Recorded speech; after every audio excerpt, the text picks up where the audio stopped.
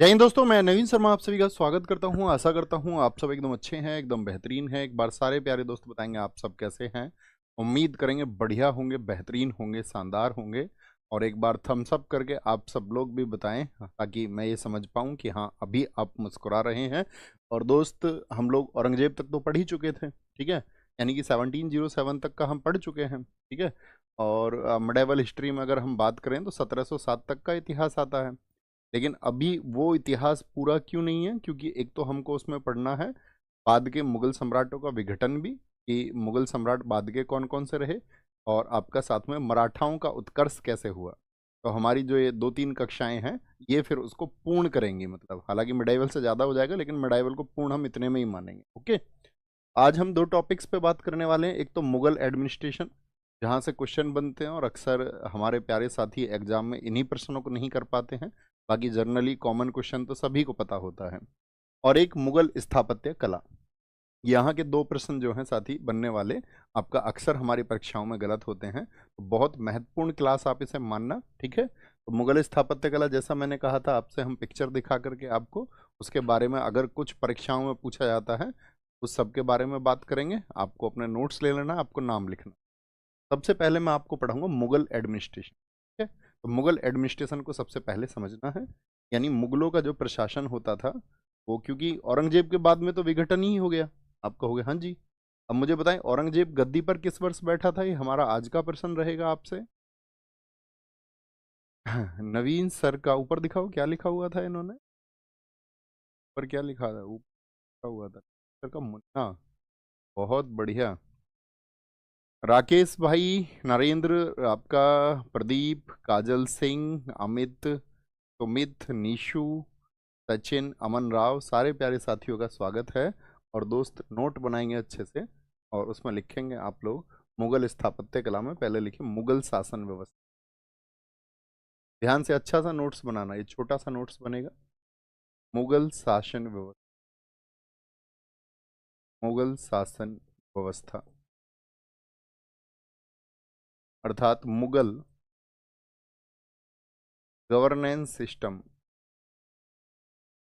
Governance system.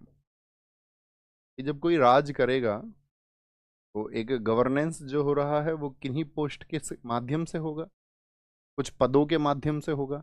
अब मुझे बताइए, सबसे बड़ा पद तो सुल्तान का ही होता था, यानी कि जो बादशाह है, जो राजा है, सबसे बड़ा पद तो उसी का था। तो वो हैरारकी हमको समझनी है कि उस पद के नीचे कौन था, उसका क्या कार्य था, उस पद के नीचे क्या था, उसका क्या कार्य था। और ये पहले केंद्रीय स्तर का समझेंगे, फिर उनका राज्य स्तर का हम समझेंगे यानी प्रांतीय स्तर का, फिर सूबे के स्तर का समझेंगे, और फिर परगना स्तर का समझेंगे।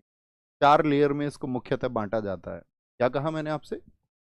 जैसे इनका शासन था, तो शासन एक तो केंद्र स्तर पर आपका पद होते थे, यानी कि सेंट्रल लेवल पर। और केंद्र के बाद में होते थे इनके कौन से? सूबे, प्रोविंसेस। और प्रोविंसेस के बाद में क्या होता था इनका? सूबे के बाद में आपका प्रांत होते थे, प्रांत होते थे। और प्रांत के बाद में इनका होता था परगना। आज का अगर हम इसको समझे तो कैसे कहेंगे? तो सेंट्रल तो आप सब समझते हैं, यानी कि आपका देश स्तर का। सूबे से मतलब होता था स्टेट लेवल पे, स्टेट।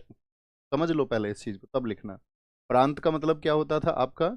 स्टेट में क्या होता है? डिस्ट्रिक्ट लेवल पर, अर्थात जिला स्तर पर। और परगना क्या होता था? ये होता था आपका जो तहसील होती है, तहसील, परगना स्तर पर। और इसके नीचे होते थे गांव, क्या होते थे? ग्राम स्तर पर, विलेज लेवल पर। आज भी यही चलता है ना। ये हायरार्की क्या है उसको समझना है बड़े अच्छे से, ठीक है। लिखना ध्यान से। पहली चीज लिखे, सबसे पहले नोट बनाना, केंद्रीय शासन व्यवस्था। केंद्रीय, केंद्रीय शासन व्यवस्था, केंद्रीय शासन व्यवस्था। सेंट्रल, सुंदर सा नोट्स बनाना, सेंट्रल गवर्नेंस सिस्टम। और सेंट्रल गवर्नेंस सिस्टम में क्या होता था? सबसे जो बड़ा पद था, पहले नंबर पे इसमें आता था मुगल बादशाह। जो भी मुगल बादशाह हो, मुगल बादशाह, आप किसी को भी इमेजिन कर सकते हैं, मुगल एम्परर। कॉमन सिस्टम यही था। मुगल एम्परर, मुगल बादशाह के नीचे होते थे उसके मंत्री, मिनिस्टर्स, मंत्री अर्थात उसके मिनिस्टर्स। और ये जो मिनिस्टर्स होते थे, इन मिनिस्टर्स के नीचे, अब समझ लो ये मिनिस्टर्स कितने प्रकार के थे, इन्हीं को हमको समझना है। तो इन मिनिस्टर्स में सबसे बड़ा पद कौन सा होता था? सबसे बड़ा पद इसमें होता था आपका प्रधानमंत्री का। प्रधानमंत्री, प्रधानमंत्री कहें या उसको वकील ए मुतलक भी कहा जाता था। वकील ए मुतलक, वकील ए मुतलक कहिए, या इसको वजीर भी कहा जाता था। वजीर, इसका क्या कार्य था? सभी मंत्रियों का प्रधान होता था ये, सभी मंत्रियों का प्रधान। लेकिन किससे एक पोस्ट नीचे है? सभी मंत्रियों का प्रधान, अर्थात प्राइम मिनिस्टर। प्राइम मिनिस्टर को हम बोलते हैं वकील ए मुतलक, वकील ए मुतलक। और इसी को हम वजीर भी कहते हैं। और इसका क्या पोस्ट होता था आपका? Head of all ministers, head of all ministers, सभी मंत्रियों का प्रधान। दूसरा पोस्ट होता था प्रधानमंत्री के नीचे आपका मीर बख्शी। तो दूसरा ऊंचा मतलब सेकंड हायर पोस्ट इसको कहा मीर बख्शी। और मीर बख्शी का क्या काम होता था? आगे लिखना। मीर बख्शी का कार्य होता था सेना विभाग का प्रधान। यानी सुल्तान की जो भी सेना होगी उसमें सबसे बड़ा जो पद होगा सेना विभाग का प्रधान। जैसे आज आर्मी में सबसे बड़ा पोस्ट कौन सा होता है? देश की आर्मी में सबसे बड़ा पोस्ट कौन सा होता है? जैसे आप कहोगे भैया जितने हमारे यूटी है, यूनियन टेरिटरी हैं, उन सभी में कानून व्यवस्था के लिए वहाँ की जो पुलिस व्यवस्था उसको देखने के लिए होता है कमिश्नर। जितने भी हमारे राज्य हैं उन सभी राज्यों में कौन होता है? डीजीपी होता है, डायरेक्टर जनरल ऑफ पुलिस होता है। तो ये तो स्टेट का हो गया। अगर मैं केंद्रीय स्तर पर बात करूं तो केंद्रीय स्तर पर भी हमारी सेनाएं हैं। तो आपका जो थल सेना है यानी कि इंडियन आर्मी, इंडियन एयरफोर्स और नेवी, और बाकी जितनी भी पैरामिलिट्री फोर्सेज हैं तो उनके एक चीफ होते हैं। लेकिन पहले क्या होता था मुगलों के समय पे, जो सेना है सारी उसका एक सबसे बड़ा पद होगा मीर बख्शी। भैया सीडीएस होता, चीफ ऑफ डिफेंस स्टाफ। बहुत शानदार, वेरी गुड वेरी गुड, बहुत अच्छी बात है। मीर बख्शी जब पूछा करूं उसको आप आंसर करते हैं तो बहुत अच्छा लगता है कि हाँ आप कॉमन समझ रखते हैं। सेना विभाग का प्रधान, सेना विभाग का प्रधान मतलब head of army department, head of army department. इसके बाद में जो तीसरा पद होता था उसको बोलते थे सद्र उस सद्र। थर्ड वन, तीसरे नंबर का पोस्ट कौन सा होगा? तीसरे नंबर का पोस्ट था सद्र उस सद्र, सद्र उस सद्र, सॉरी, सद्र उस सद्र। और सद्र उस सद्र का क्या काम था? इसके देखो कई काम थे। एक काम हम बोलें कि कभी भी कोई धार्मिक मामला होता था तो उस पर ये बादशाह को सलाह देता था, किसी भी रिलीजियस मैटर पर। पहला काम लिखें, धार्मिक मामलों में, धार्मिक मामलों में बादशाह को सलाह देना, बादशाह को सलाह देना, सलाह देना, बादशाह को ये सलाह देंगे। Adviser to emperor, adviser to emperor in religious matters, in religious matters. एक काम और दे रखा था इनको। देखो आप सबको पता होगा राजा अपनी भूमि से लगान लेते थे या नहीं, राजस्व वसूलते थे, हाँ या ना? आप कहोगे हाँ जी भैया। लेकिन राजा कभी कभी क्या करते थे, जैसे जो उनको लगता था कि ये हमारे लिए मतलब एक दया के पात्र है या हमारी तरफ से इनको कोई मदद जानी चाहिए, तो कई बार वो लगान मुक्त भूमि भी गिफ्ट करते थे या कई बार भूमि का दान भी करते थे। जैसे अकबर के समय पे मैं आपको बताऊं, अकबर ने जो चौथे गुरु थे रामदास जी, उनको 500 बीघा जमीन दी थी। अब क्या उस 500 बीघा जमीन से अकबर टैक्स लेगा? आप कहेंगे नहीं। या अन्य कोई उसने ऐसी भूमि दे दी जिससे वो लगान न लेता हो, इन सबको कहा जाता था लगान मुक्त भूमि। तो लगान मुक्त भूमि का जो लेखा जोखा रखता था, यानी कि आपका अगर मैं कहूँ रेवेन्यू फ्री लैंड जो होती थी, उसकी जो अकाउंटिंग करता था वो सदर करते थे। अब मेरा कुछ पुराने साथियों से प्रश्न होगा जो पढ़ चुके होंगे, मुगलों के समय पर लगान मुक्त भूमि को क्या कहा जाता था? ये अच्छा प्रश्न है, बहुत बहुत परीक्षाओं में पूछा जाता है। तो क्या कहेंगे? दूसरा काम इसका क्या था? दूसरा काम था इसका लगान मुक्त भूमि का निरीक्षण। लगान मुक्त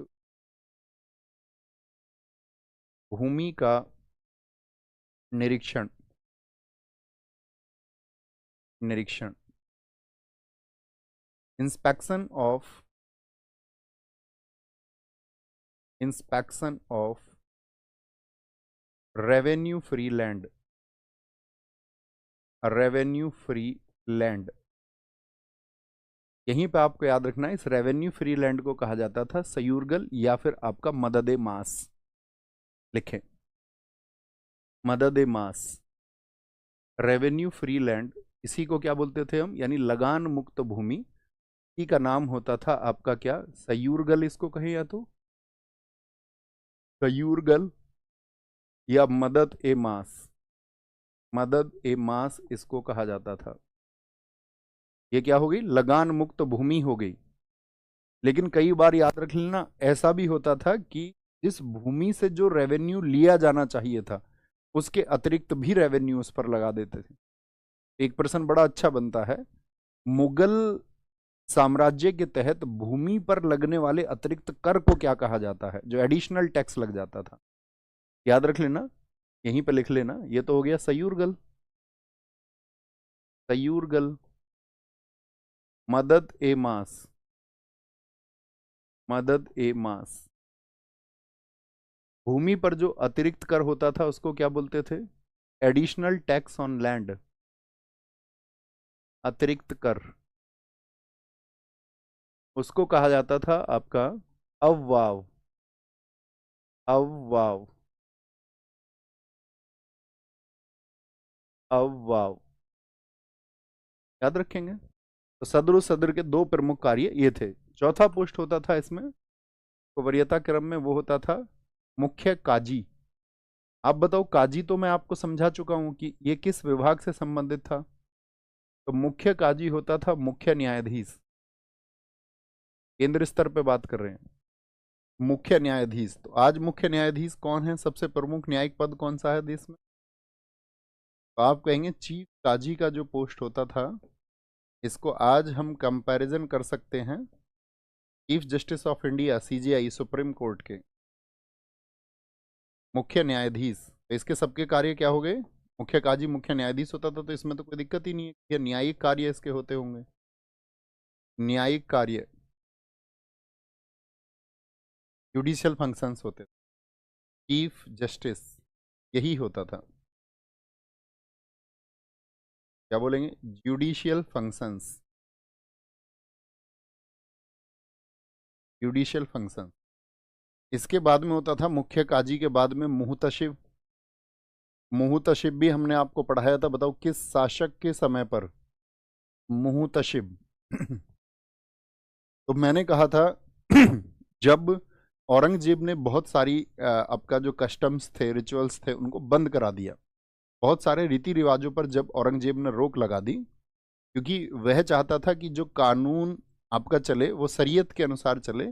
का आपका अगर हम कहें तो जो कुरान है उसके अनुसार चले। तो जब उसने देखा कि क्या सब इसका पालन भी कर रहे हैं या नहीं, इसको भी नज़र में रखना होगा, तो इसके लिए उसने मुहतशिब को अपॉइंट किया था। मुहतशिब को अपॉइंट किया था, और मुहतशिब का फिर कार्य क्या हुआ? जो मुहतशिब था, इसको लिखना,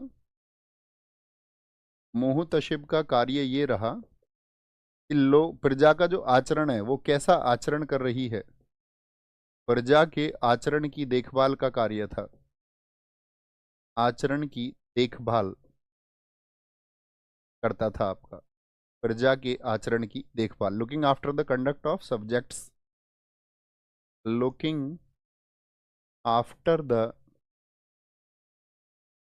conducts of subjects, of subject यानी कि प्रजा, प्रजा किस तरह का आचरण, क्या उनको नियमों को मान भी रही है या नहीं, जो औरंगजेब के थे उस समय पर।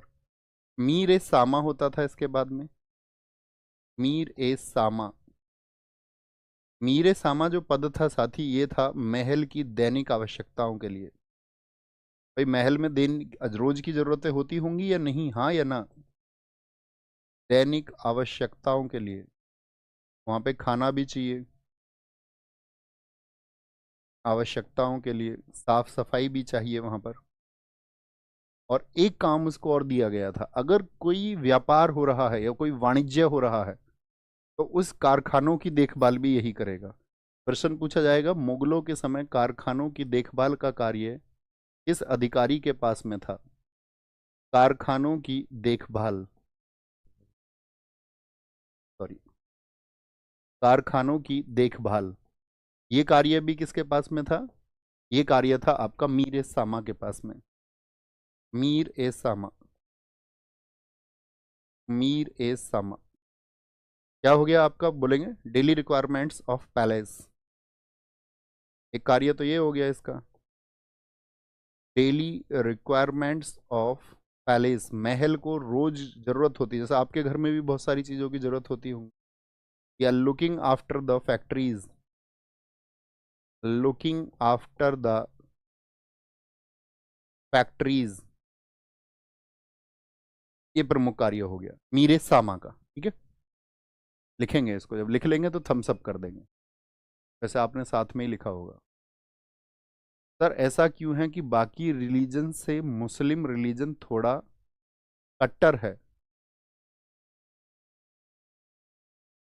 ये तुलना आप ही कर रहे हैं ना इस बात को, अब इस पे तो काफी कुछ कहा जा सकता है।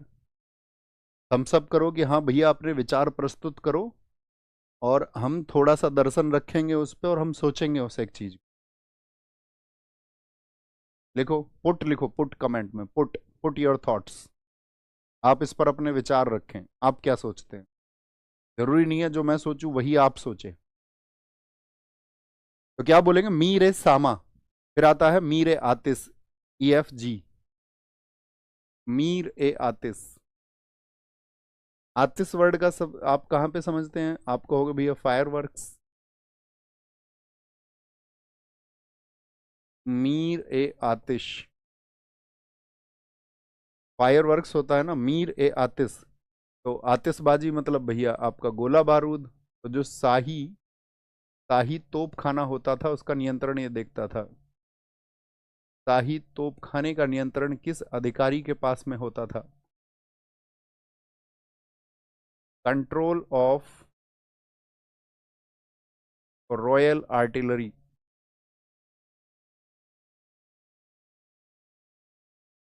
Royal artillery. GH, मीरे आतिश के बाद में एक प्रमुख पद था आपका दरोगा ए डाक चौकी, दरोगा ए डाक चौकी। और दरोगा एक डाक चौकी का इसका संबंध होता था आपका, तो इंग्लिश में भी दरोगा ए डाक चौकी ही कहेंगे, दरोगा ए डाक चौकी। ये जितने भी गुप्तचर होते थे, जितने भी गुप्तचर होते थे उनका प्रमुख होता था, गुप्तचरों का प्रमुख। राजा को गुप्तचरों की जरूरत होती थी या नहीं, आप कहेंगे हाँ भैया बिल्कुल होती थी, पड़ोसी राज्य क्या कर रहे हैं उसके विरुद्ध कोई कार्रवाई तो नहीं कर रहे हैं, तो क्या बोलेंगे, चीफ ऑफ डिटेक्टिव्स, डिटेक्टिव्स, ये इनको संभालता था। तो केंद्रीय स्तर के ये प्रमुख अधिकारी हैं मुगल शासन के, तो उन्होंने कहा पुट। सर डॉक्टर बाबा साहब भीमराव अंबेडकर जी के संघर्ष की क्लास लीजिए, आधुनिक भारत में कवर करेंगे दोस्त, सारे कैरेक्टर, बहुत बढ़िया। एक हमारे साथी का और हमको ऊपर पढ़ाएं कमेंट, तो आप सबने कहा पुट। देखिए मतलब मैं जैसा कि आप सब लोगों से कहता भी हूं, पहली बात तो मेरे विचार इस एक बात से प्रेरित है कि उस बदले में तालियों की आवश्यकता बिल्कुल नहीं है कि हम सिर्फ ऐसी ही बातें करें कि जिसके बदले में हमें तालियां मिले। जबकि एक गुरु का धर्म यह होता है कि वह अपने छात्रों के समक्ष सही और सत्य को प्रस्तुत करे और उसके बाद में गेंद को पाले में छोड़ दिया जाए छात्रों के या विचारकों के या दार्शनिकों के।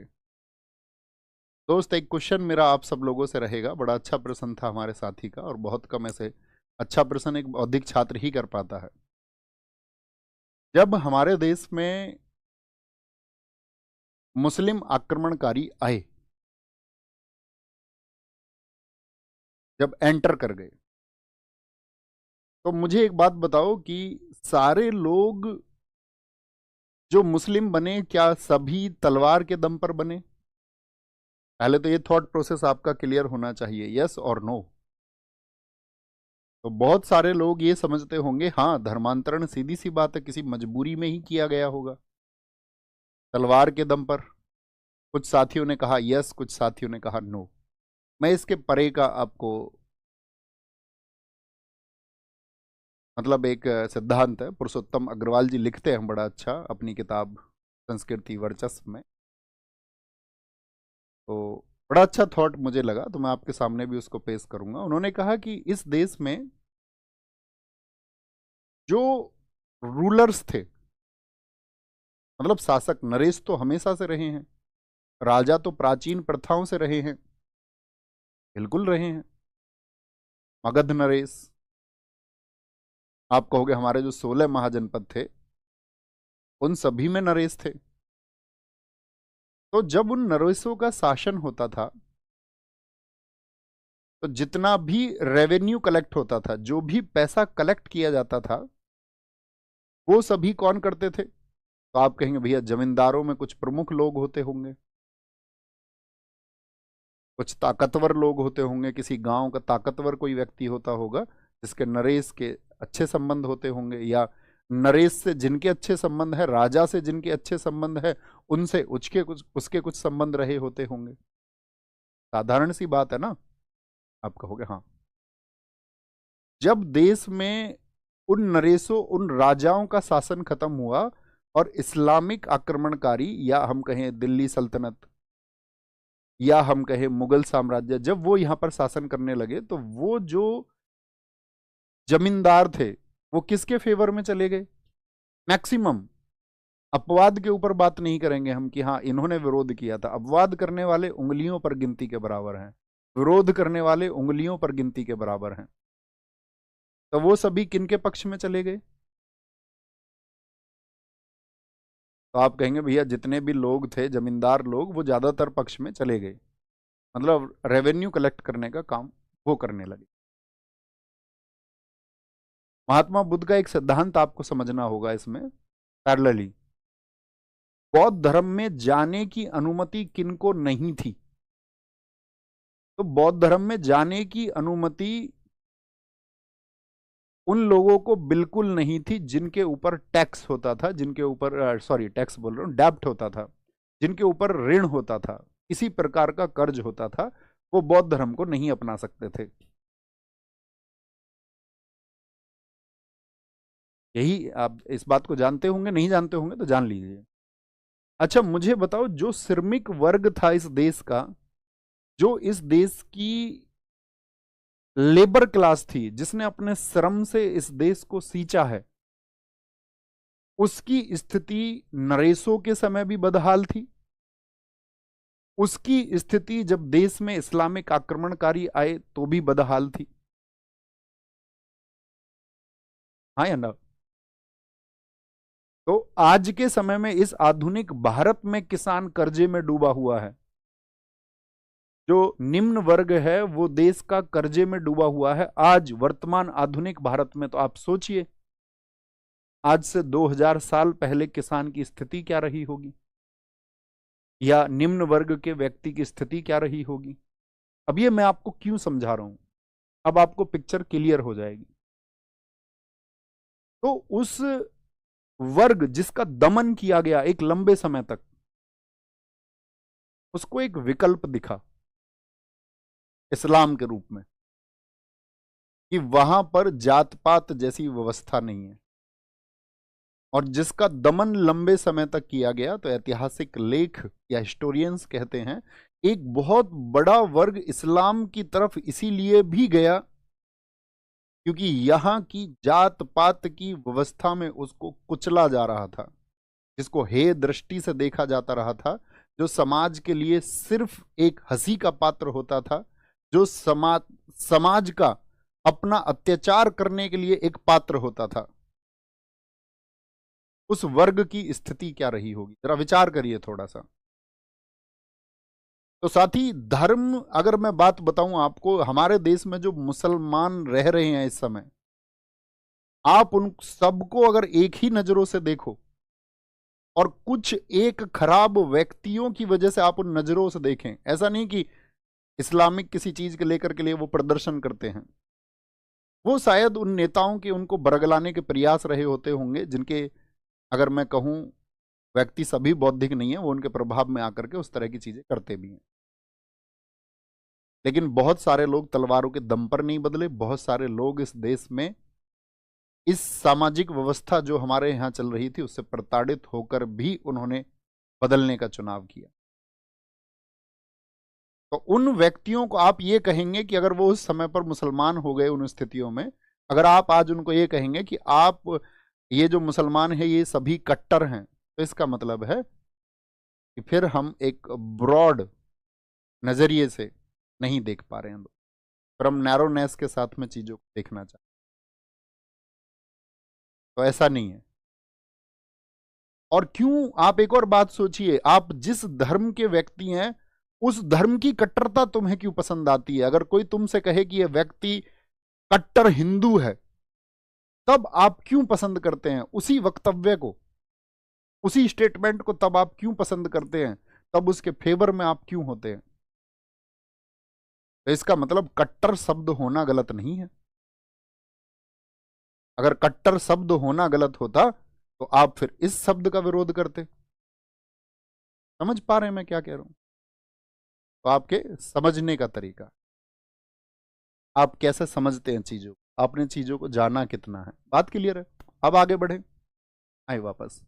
तो ये सारा प्रशासन मैंने आपको बताया मुगल शासन व्यवस्था का। सबसे ऊपर मुगल बादशाह, मंत्रियों में प्रधानमंत्री, सेना का प्रमुख मीर बख्शी, सबसे ज्यादा, इसको महत्वपूर्ण चुनना, एग्जाम में सबसे ज्यादा पूछा जाता है, मीर बख्शी। सदर, उस सदर को महत्वपूर्ण चुनना, मुहतशिब को महत्वपूर्ण चुनना, तीन बड़े पूछे जाते। ठीक है, अब नोट करेंगे, आगे लिखें। तो ये तो केंद्रीय स्तर की व्यवस्था रही कि केंद्रीय स्तर पे कैसे कंट्रोल करते थे वो। केंद्र के बाद में क्या आ गया? राज्य आ गया। ठीक है, आगे अब दूसरा लिखें, प्रांतीय शासन व्यवस्था। प्रांतीय शासन व्यवस्था,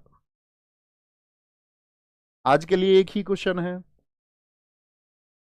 अब अन्य प्रश्न रख करके अपनी एनर्जी को वेस्ट ना करें, मैं आपके सभी प्रश्नों का जवाब दे सकता हूं, लेकिन हम सिर्फ प्रश्नों के जवाब नहीं दे सकते, हमको अपने पाठ्यक्रम को भी बढ़ाना है। ठीक है, आए वापस। प्रांतीय, तो प्रांत का मतलब provincial government system, provincial government system, governance system. हमको साथ ही अपनी कमियां दूर करनी होंगी। इंदिरा गांधी जी की सरकार गिरा दी थी जेपी नारायण, जयप्रकाश नारायण ने, संपूर्ण क्रांति के नारे पर यह कहकर के कि इस देश में जाति व्यवस्था नहीं रहेगी। तो लोगों ने सम्मान किया था उनके स्टेटमेंट का कि जात पात का जो भेद है इसको मिटाएंगे, स्त्री पुरुष जो लिंग भेद है इसको मिटाएंगे, जो धार्मिक भेद इस देश में पैदा किया गया हिंदू मुसलमान के बीच का उसको मिटाएंगे। 1977 में पूरा देश उनके पक्ष में हो गया, लेकिन लोगों को मसाला नहीं मिला, मजा नहीं आया। मजा नहीं आया तो वापस फिर गवर्नमेंट गिरा दी उनकी 1980 में, 1980 में। लोगों को मसाला चाहिए, क्योंकि मैं आपसे कहता हूं ना, मैं एक बुक का रेफरेंस देता था आपको, थिंक लाइक ए मॉन्क, एक सन्यासी की तरह कैसे सोचे, तो उसमें बड़ा एक रिसर्च किया गया 5 लाख लोगों पर। उसका डेटा उसमें प्रकाशित किया गया कि दुनिया में 93% लोग ऐसे हैं जो सोचने को तैयार ही नहीं है और ना सोच सकते हैं।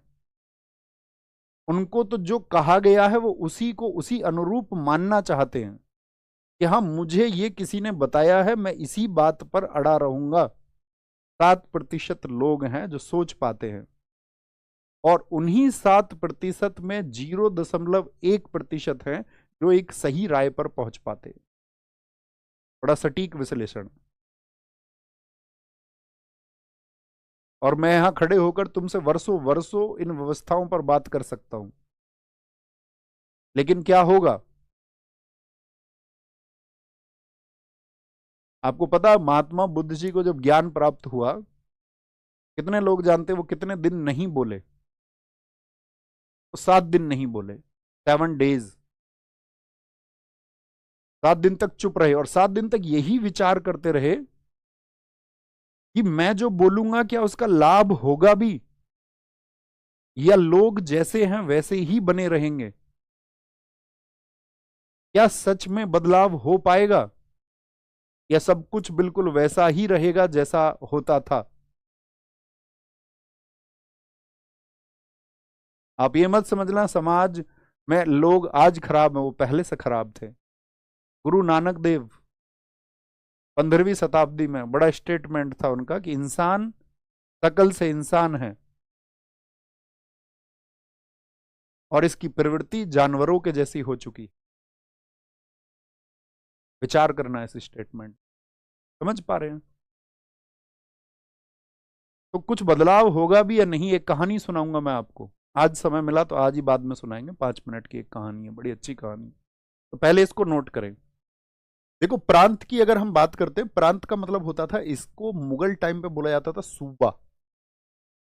सूबा, जैसे कि आज हम कह सकते हैं हमारे देश में कितने स्टेट हैं? आप कहेंगे 28। 8 यूनियन टेरिटरीज भी हैं। तो मैंने आपको बताया अकबर के समय पर सूबों की संख्या कितनी थी? जिसको अकबर ने अपना क्षेत्र बना रखा था उसको कितने हिस्से में बांट रखा था? 15 सूबे। शाहजहां के समय वही सूबे बढ़कर के 18 हो गए, और औरंगजेब के समय वही सूबे बढ़कर के, जिनकी संख्या कुछ लोग 20, कुछ 21। परीक्षाओं में पूछा जाएगा तो आपको विकल्प के अनुसार काम करना पड़ेगा। 21 यानी सूबे जो थे उनमें शासन कैसे चलेगा? अच्छा मुझे बताओ, आज स्टेट में सबसे प्रमुख व्यक्ति कौन होता है?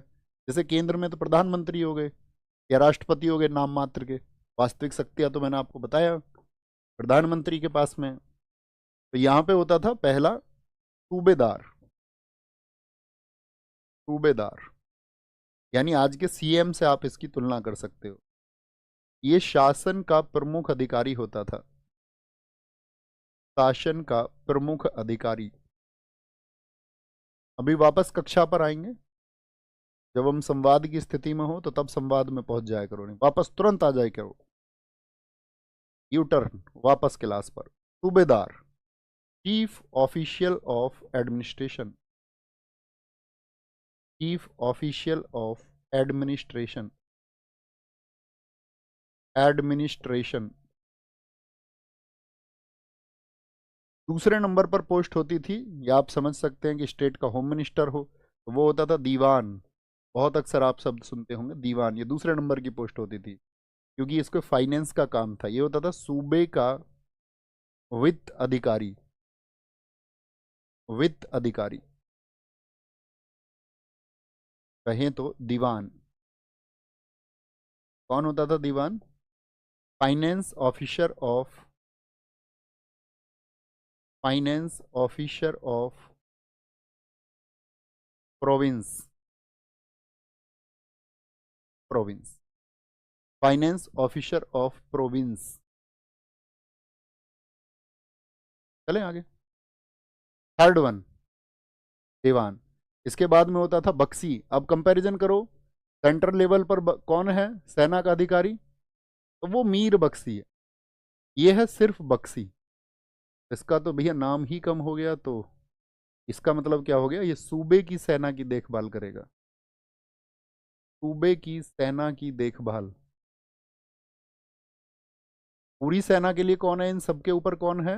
यानी कि अगर हम कंपैरिजन करें अकबर की स्थिति से, तो अकबर के समय सूबे कितने, 15। तो इसका मतलब वहां पर बख्शी कितने रहे होंगे, 15 रहे होंगे। लेकिन उन सबके ऊपर कौन रहा होगा, एक मीर बख्शी रहा होगा। तो looking after the army of province, looking after the province, sorry, looking after the army of province, army of province,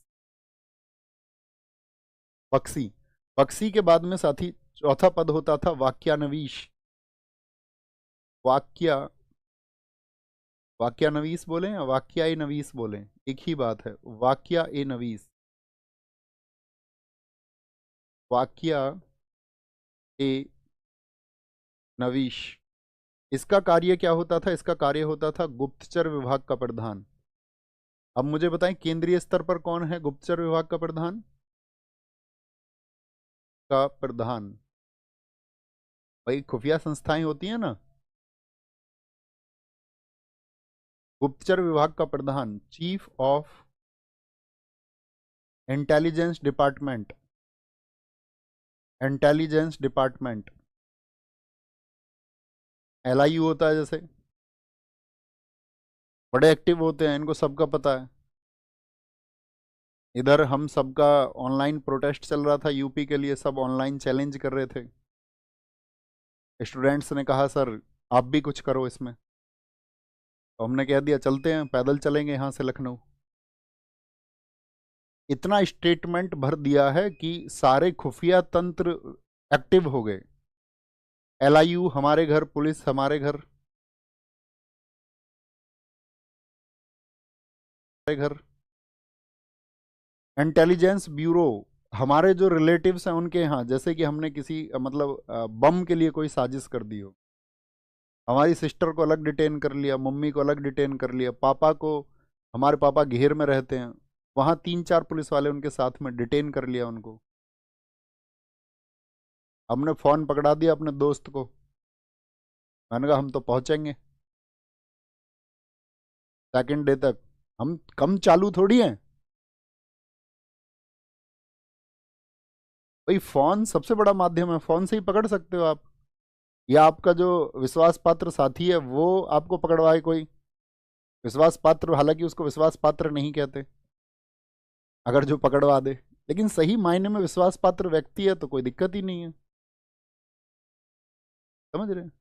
ये होता है गुप्तचर विभाग, इनको सबका पता होता है। अभी कोई क्राइम हो जाए, रेप हो जाए, पर्चे बनाएंगे ये सब आराम से, बहुत तसल्ली से इंस्पेक्शन करेंगे उसको, कहेंगे गलत व्यक्ति को सजा ना मिल जाए। ऐसा ना हो जाए कि कहीं कोई ऐसा व्यक्ति हो निर्दोष, उसको सजा मिल जाए, इसीलिए हमारी व्यवस्था लचीली है थोड़ी, मतलब बहाने भी बहुत सारे हैं, एक कोई बहाना नहीं है। गुप्तचर विभाग का प्रधान वाक्याई नवीस। पांचवा कोतवाल, आज भी होता भी है कोतवाल, तो कहाँ होता भी है, पुलिस में होता है कोतवाल। कोतवाल शांति का काम, सूबे में शांति स्थापना का काम, वहां जो नागरिक रह रहे हैं उनको सुरक्षा मिले, उनको सुरक्षा मिले, उस सूबे में सफाई आदि की व्यवस्था का ध्यान रखा जाए। अर्थात पीस का काम किसको दिया गया? पीस, सुरक्षा, security and sanitation, sanitation, sanitation. Sixth one सदर और काजी, सदर और काजी। अब ये एसएससी वाले भी नहीं मान रहे हैं। न्यायिक कार्य, सदर और काजी, बोलो भैया इलाज किया जाए, सदर एंड काजी। जितने भी जुडिशियल फंक्शंस होते थे, जुडिशियल फंक्शंस होते थे, न्यायिक कार्य होते थे जितने भी। अब मुझे बताओ केंद्रीय स्तर पर, केंद्रीय स्तर पर केंद्रीय स्तर पर जो मुख्य काजी है वो कौन है, उसका नाम लिखिए जरा। तो आप कहेंगे वहां पर भैया चीफ काजी है, चीफ काजी है। सर वर्तमान कोतवाल का क्या काम है? यही काम है उसका भी, शांति और सुरक्षा का। इन लोगों को शांति से रहने के माहौल वो उपलब्ध कराएं और लोगों की सुरक्षा हो। लेकिन कोतवाल साहब तो ईमानदार लोगों का अपवाद है। मैं फिर कहता हूँ, अपवादों के ऊपर तो बात हम प्रेरणा के लिए कर सकते हैं, नहीं तो कोतवाल तो आप जानते ही हैं आजकल के कोतवाल कैसे हैं। वो चाहते हैं कि झगड़ा हो, वो चाहते नहीं शांति हो। झगड़ा होगा तो दोनों पक्षों से पैसा आएगा, क्योंकि झगड़ा नहीं होगा तो फिर उनका क्या काम है। नेक्स्ट आगे आए। सरकार, तीसरा लिखना, सरकार अथवा जिले का शासन, सरकार अथवा जिले का शासन, सरकार अथवा जिले का शासन। गवर्नेंस ऑफ सरकार,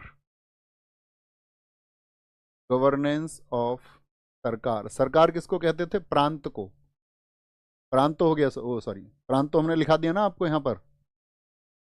इसका प्रांतीय हो गया, प्रांतीय।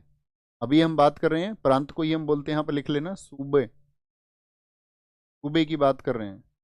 तो यहाँ पर हम आगे आपका सरकार अर्थात जिले, डिस्ट्रिक्ट की बात करने हैं। गवर्नेंस ऑफ सरकार और डिस्ट्रिक्ट। यहाँ पे 3 अधिकारी होते थे, प्रमुख हैं सबसे। पहला अधिकारी होता था फौजदार।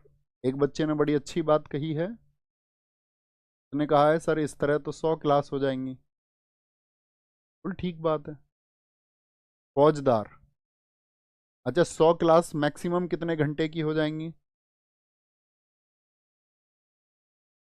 सैनिक अधिकारी 100 क्लास मैक्सिमम कितने घंटे की हो जाएंगी बताइए। तो आप कहेंगे भैया कभी 1.5 घंटे की होती है, कभी आपका 2 घंटे की होती है। जनरली 2 घंटे से मान लीजिए 200 घंटे। 200 घंटे में भाई साहब दिन कितने होते हैं?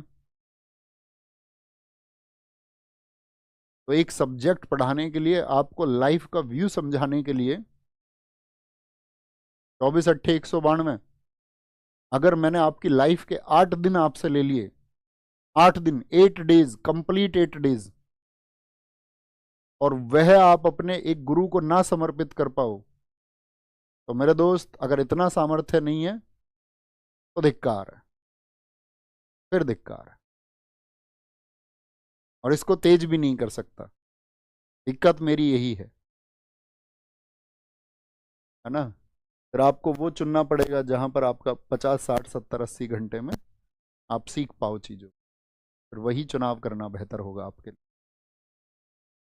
फौजदार क्या हो गया भैया? बोलेंगे सैनिक अधिकारी, मिलिट्री ऑफिसर, मिलिट्री ऑफिसर। हम ऐसे ही पढ़ाएंगे दोस्त, फिर दूसरा सब्जेक्ट शुरू करेंगे अपनी मस्ती में, अमल गुजार। ये इक्का दुक्का नेगेटिव लोगों के लिए पढ़ाना थोड़ी शुरू किया था मैंने, अरे भाई एक बदलाव के लिए शुरू किया था, बदलाव के लिए। अमल गुजार, लगान और कृषि। जितना भी साथी रेंट जाता था, रेंट, एग्रीकल्चर, एग्रीकल्चर आदि का काम ये देखता था। थर्ड, तीसरा पोस्ट होता था बितिकची, बितिकची भी आप बोल सकते हैं, बितिकची, बितिकची। भूमि के कागजात लिखो एक बार भैया, आप अपने तरीके से कराएंगे, हम वैसे ही करेंगे, और करोगे भी यार, तभी तो आए हो कक्षा में, अपना ऊपर भरोसा रखते हो तभी तो इक्का दुक्का बच्चा घूमता घूमता आ जाता है कभी कभार। लैंड पेपर्स, आज मैं आपसे पूछूंगा, आज भूमि के कागजात कौन तैयार करता है? आज भूमि के कागजात कौन तैयार करता है? तो आप जाते होंगे तहसील स्तर में, तो पटवारी वगैरह आप देखते होंगे। कानून गो है भैया, सब रजिस्ट्रार है, रजिस्ट्रार है भैया आपका। तो ये सब किसके लिए? भूमि के कागजों के लिए है। पटवारी, लेखपाल, बिल्कुल ठीक कहा है। सरकार अथवा जिले का शासन, सरकार अथवा जिले का शासन। अब की बार भी लेखपाल परीक्षा जब आएगी तो देना, अभी पता नहीं है कब आएगा। पिछली बार अधिकतम लेखपाल अपने हैं, अधिकतम। आगे नेक्स्ट, परगने का शासन। परगने को क्या बताया था मैंने आपको? परगने को क्या बताया था दोस्त, बताएं। Tehsil, governance of pargana, governance of pargana. नीचे की तरफ हम जा रहे हैं, परगना, परगना। नेक्स्ट, एक ठेकेदार। ठेकेदार होता था प्यारे दोस्त आपका तहसील स्तर पर सैनिक अधिकारी। जैसे आज तहसील स्तर पर क्या होता है, अधिकारी। ऐसे समझ लीजिए ना, जैसे यहाँ पर तो सैनिक अधिकारी है, भाई सेंट्रल लेवल पर पुलिस का अधिकारी तो कोई होता नहीं, क्योंकि सेंट्रल लेवल पर पुलिस का सिस्टम ही नहीं है। इसकी तुलना आप कर सकते हो, जैसे सेंट्रल लेवल पर होते हैं आपके कैबिनेट सचिव, स्टेट पे कौन होते हैं, फिर स्टेट में होते हैं उसी तरह से सचिव, डिस्ट्रिक्ट में हो जाता है फिर डिस्ट्रिक्ट मजिस्ट्रेट। और तहसील स्तर पर काम देखने के लिए कौन होते हैं भैया, एसडीएम होते हैं, सब डिस्ट्रिक्ट मजिस्ट्रेट होते हैं। पुलिस की तुलना अगर स्टेट में करें तो डीजीपी हो गया, जैसे पूरे स्टेट का, पूरे स्टेट को वो गवर्न कर रहा है, पुलिस व्यवस्था को। उसके बाद में आपका जो डिस्ट्रिक्ट है, डिस्ट्रिक्ट में कौन है, छोटा डिस्ट्रिक्ट होगा तो एसपी होगा, सुपरिटेंडेंट ऑफ पुलिस होगा। बड़ा डिस्ट्रिक्ट होगा तो एसएसपी होगा, सीनियर सुपरिटेंडेंट ऑफ पुलिस होगा। या अगर उस क्षेत्र को कमिश्नरी घोषित कर दिया गया है तो वहाँ कमिश्नरी सिस्टम होगा, फिर वहाँ पर होगा कमिश्नर, फिर उसके लिए आपका क्या होंगे, फिर उसकी हेल्प के लिए होंगे। जैसे कि आपका यूटीज में तो होते हैं उनकी हेल्प के लिए जॉइंट कमिश्नर, ठीक है, स्पेशल सीपी वगैरह होते हैं। लेकिन स्टेट में जो कमिश्नरी बन जाते हैं वहाँ पे होता है फिर DCP, deputy commissioner of police. फिर उसके लिए हेल्प के लिए आपका स्टेट में अगर कमिश्नरी बनी हुई है तो उसकी हेल्प के लिए एसीपी होता है। वैसे मतलब निचले स्तर की तरफ हम आ रहे हैं, निचले स्तर की तरफ। ठेकेदार, ये सैनिक अधिकारी है, SHIKDAR, सिकदार है आपका military officer, military officer. Number 2, आमिल। अच्छा, अभी तक आपकी कुल कितनी क्लासेस हो चुकी हैं? एक पार्ट पढ़ लिया ना, उतनी लगभग क्लासेस हों, 10-5 क्लास ऊपर नीचे। करना मत, कभी घबराने लग जाओ, बोलो भैया इतनी 100 क्लासेस होंगी, नहीं, जितनी जर्नल होती हैं और उतना तुम मुझे जो है थोड़ा रिलैक्सेशन दे देना, 5-7 क्लास का कोई दिक्कत नहीं है, कि आपको सिखाने और समझाने के लिए समय देंगे। फाइनेंस ऑफिसर, ऐसे नहीं कि अतार्किक बात करेंगे, भड़काऊ बात करेंगे, समुंदर को पी जाओ तुम, सूरज को ठंडा कर दो तुम, इस तरह की बात नहीं। मैंने कहा था ना, जिस दिन ये इतिहास खत्म होगा उस दिन आप अगर फॉलो कर रहे होगे तो कुछ और होगे, कुछ और। कैशियर, फौजदार। चौथा, कानून गो, इसको सब जानते। कानून गो किससे संबंधित था, ये कृषि संबंधित, डॉक्यूमेंट्स वगैरह कृषि संबंधी, रिलेटेड टू एग्रीकल्चर। इन्हीं की हेल्प के लिए बनाए गए थे आपका कारकुन, कारकुन, कारकुन, क्लर्क, क्लर्क, ठीक है, कारकुन क्लर्क होते थे। अब पहुंच गए हम कहां पर, तहसील से निचले स्तर कौन सा होता, गांव स्तर। तो गांव की जिम्मेदारी होती थी किस पे, एक मुकद्दम पे, कि भैया तुम यहां से टैक्स इकट्ठा करोगे। हम सब करें, बातें समझ में आई। ग्राम स्तर पर कौन होता था, ये निचले स्तर की तरफ हम गए हैं। ग्राम स्तर पर होता था आपका, मतलब ग्राम स्तर पर आपका होता था मुकद्दम। और मुकद्दमों, क्या पैसा वो दे रहे हैं, कितना रेवेन्यू इकट्ठा कर रहे हैं, इनके ऊपर एक पोस्ट और बनाई गई थी आपका, 2, 3, 4, 5 गांवों के लिए अमीन होते थे, अमीन, ग्राम स्तर पर। जो पैसा इकट्ठा करेंगे, पैसा इकट्ठा करके कहाँ जाएगा आपका, परगने में, परगने से जाएगा आपका कहाँ, सरकार में, सरकार से आपका कहाँ चला जाएगा, आप कहेंगे प्रांत में, और प्रांत से पहुंच जाता था मुगल बादशाह के पास में। इसी में गड़बड़ी होती थी, इसीलिए नाराज होते थे वो, जब जिनको ज्यादा पैसा होता इसीलिए विद्रोह होते थे। और कोई कारण थोड़ी था। ठीक है दोस्त, अतिरिक्त बात ना करें सर, 100 क्लास या 500 क्लास कोई दिक्कत नहीं, नहीं ये तो मैंने मजाक में बोला है। ठीक है भैया, आपने, मैंने कमेंट भी पोस्ट कर दिया था दोस्त, रणमल रणथंबोर के हैं, आप अपने नोट्स में कर देना, उसने हमने उसको क्लास में गलत लिखा था, मैंने बताया भी था आपको, मैंने नीचे कमेंट भी पिन किया था कि हमसे वो वहाँ पर एक थोड़ी सी भूल हुई थी, मैं तभी बताया था, शायद आपने ध्यान नहीं दिया। रणमल की गद्दारी रणथंबोर अभियान लिख लो अभी किनारे पे, तो हम ठीक कर लेंगे। चलें, समझ में आया प्रशासन सारा, अच्छे से पढ़ना है इसको। अब हम आएंगे मुगल स्थापत्य कला पर, मुगल एरा आर्किटेक्चर, बहुत इंपॉर्टेंट क्वेश्चन बनते हैं, ध्यान से देखना। चाहे तो स्क्रीनशॉट आप ले लेना, बाद में नोट्स बना लेना, लेकिन नोट्स बनाए कैसे? जैसे राजा का क्रम तो आप जानते ही हैं सारे लोग, तो पहले लिखना बाबर, पिक्चर मत बनाने लग जाना बोले भैया मैं तो चित्र भी बनाऊंगा जो दिखाओगे। बाबर ऐसे लिख के, और आगे तीर बना के उसके सामने उसकी इमारतें लिखना जितनी भी आए, ऐसे एक। दूसरा, अगर उसके बारे में मैं कुछ फैक्ट आपको बताऊं तो उसके आगे लिख लेना, ऐसे ही। फिर इसके बाद में, बाबर के बाद में हुमायूं, हम सब करें जी भैया, ऐसे ही बनाएंगे। हुमायूं ने के समय पर उसने क्या बनाया, नंबर 1, उसके बारे में कुछ है, तो नंबर 2 जब ही शुरू करना जब नंबर 1 की बात खत्म हो जाए, धीरे से लिखेंगे। ठीक है, मुश्किल से ऐसा होगा 20 मिनट 25 मिनट का टॉपिक हो, नाम लिखने हैं। चलें, कंटिन्यू करें, आ जाओ, लिखो पहले बाबर। शासन तो आपको पता ही है, बार बार मत लिखा करो उस चीज को जो आपको पता हो। बाबर, तो बाबर के समय क्या बना, नंबर 1 पे लिखिए ऐसे बाबर, और बाबर के सामने लिखना काबुली बाग मस्जिद कहाँ पर स्थित है। सबके स्थान नीचे दिखे हुए हैं, या आप कहीं भैया स्क्रीनशॉट ले लेंगे, आपको जो इसमें लिखना है वो लिख दो, हम नोट्स बाद में बना लें, जैसे चाहे आप कर लें, छोटे छोटे नाम आप साइड, साथ के साथ जो काम हो जाता है। काला करे सो आज, काला करे सो आज कर, आज करे सो अब, तुरंत। पल में प्रलय होएगी, बहुरी करोगे कब। तो बोले भैया अगर प्रलय ही हो जाएगी तो फिर करने का भी क्या फायदा है।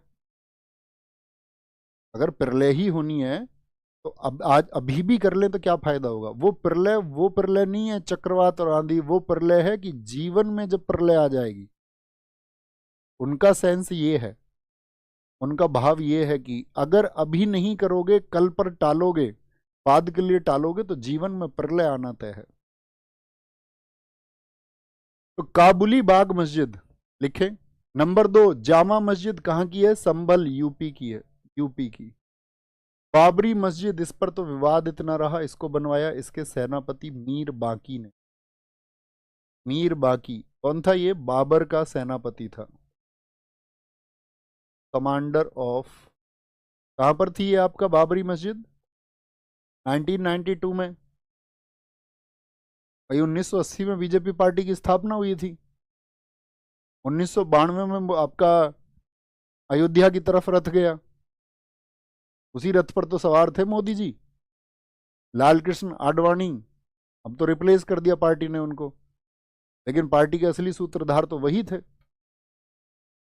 1992 तब अयोध्या विवाद हुआ, और अब जाके वो सॉल्व हुआ।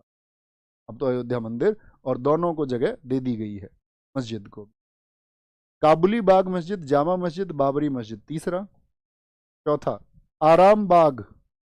आराम बाग आगरा में, आराम बाग को बोला जाता है साथी बाग ए नूर अफसान। बाग ए नूर अफसान किस, बाग ए नूर अफसान किस मुगल इमारत को कहा जाता है। आराम बाग कहाँ पर स्थित है, आगरा में। और जब बाबर ने एंट्री की थी तो 1526 में इसको बनवाया था, 1526 ईस्वी में बनवाया, बिल्ट इन 1526। बाबर का मकबरा आपको पता ही है, बाबर को पहले कहाँ दफनाया गया था, आराम बाग, और फिर कहाँ ले गए थे आपका, काबुल में। क्या बोलेंगे, बाबर का मकबरा काबुल में। हुमायूं लिखिए, हुमायूं के समय की अगर इमारतों की हम बात करें तो हुमायूं लिख करके लिखिए, सबसे पहला तीर, दीन पनाह भवन। और दीन पनाह क्या हुआ करता था, ये मेरा आपसे क्वेश्चन है। देखो ये जो स्ट्रक्चर आपको सामने दिख रहा है ये दीन पनाह का नहीं है, ये है आपका पुराने किले का स्ट्रक्चर। पुराना किला जिसको हुमायूं ने भी बनवाया और शेरशाह सूरी ने भी बनवाया, फिर मतलब हुमायूं ने शुरू करवा दिया था, शेरशाह सूरी ने पूर्ण करवा दिया, तो इसके अंदर है। तो दीन पनाह क्या था, लाइब्रेरी थी भैया, पुस्तकालय था। बहुत खूब। तो ये दीन पनाह भवन कहाँ पर है, नई दिल्ली में स्थित है। फतेहाबाद मस्जिद हिसार हरियाणा किसने बनवाई थी, हुमायूं ने। तीसरा शेर ए मंडल नई दिल्ली, शेर ए मंडल नई दिल्ली, इसको बोलते हैं किसके अंदर है, ये पुराना किला के अंदर है, लिख लेना इसको। शेर ए मंडल किस इमारत के अंदर है, पुराने किले के अंदर साथी, ये बना हुआ है पुराने किले के अंदर। शेर ए मंडल या शेर मंडल लिख लीजिए, पुराना किला के अंदर नई दिल्ली। हुमायूं का मकबरा बहुत इंपॉर्टेंट है। अगर मैं कहूं जैसे कि अच्छे क्वेश्चन पूछे जाएं आपका हुमायूं के किसी भी स्थापना